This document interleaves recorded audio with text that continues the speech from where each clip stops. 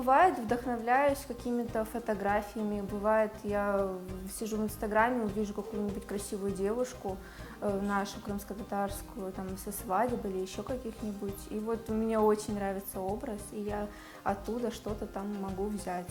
Вот так. Но я никогда не знаю, какая получится в конечном итоге девочка. И тем и интересно. Ну, это наше, свое, такого нигде нет.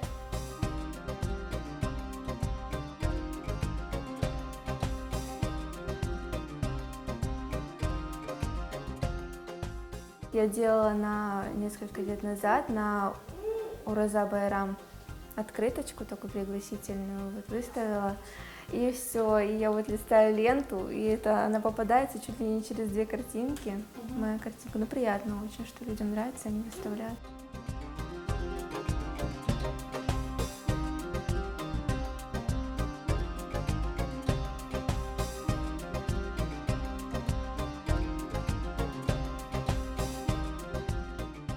Маслом я люблю писать пейзажи, крымские пейзажи, очень вдохновляют эти горы, все моря, я очень люблю, особенно море. Вдохновляет красивый вид. Вот не знаю, даже вот облака, вот в последнее время особенно я замечаю, что облака у нас такие красивые, оказывается, в Крыму. Когда солнце, закат, рассвет, очень красиво, вот вдохновляет. Мне сразу хочется, пойду писать облака.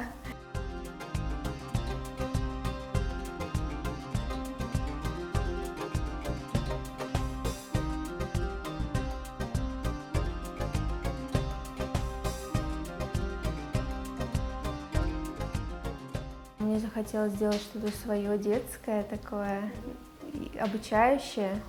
Вот. И я подумала, почему бы не сделать алфавит. Я вот очень долго собирала материал, я разрабатывала буквы.